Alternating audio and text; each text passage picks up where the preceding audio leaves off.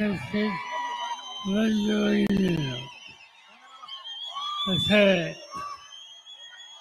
की महाराष्ट्राच्या विधानसभेच्या निवडणुकीच्यासाठी आपण या ठिकाणी एकत्र आलो. ही निवडणूक महाराष्ट्राच्या भविष्यात ठरवणारी निवडणूक आहे.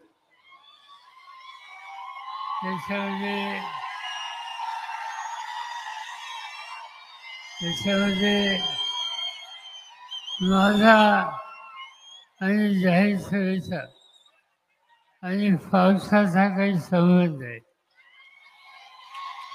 महाराष्ट्रामध्ये अनेक वेळेला मी बोलायला उभं राहिलो की पावसाची सुरुवात होते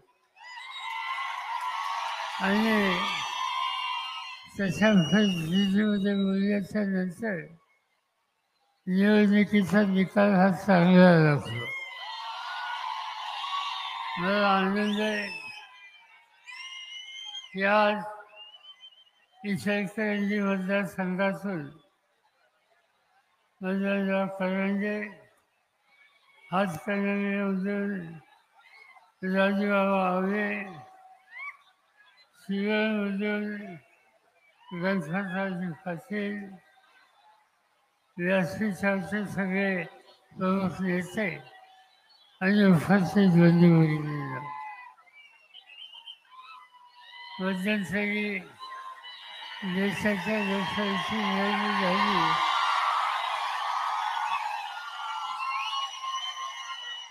आता विधानसभेची निवडणूक आहे.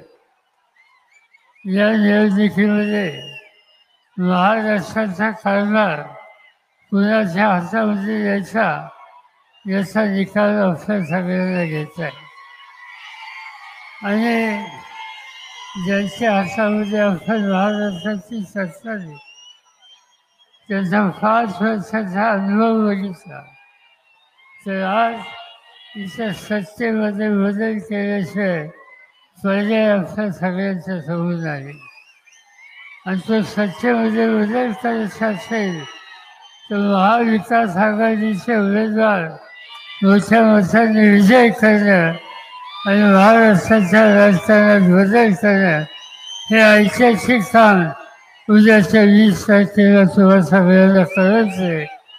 आणि म्हणून महाविकास आघाडीच्या उमेदवारांना मोठ्या मताने तुम्ही विजय करा.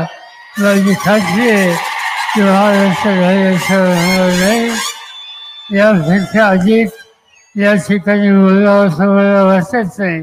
भर पावसामध्ये तुम्ही या ठिकाणी आलात, आम्हाला लोकांची भूमिका समजून घेण्याची तयारी राहील त्याबद्दल तुम्हाला सगळ्यांना लाख लाख धन्यवाद देतो आणि माझे 2 शब्द संपवतो.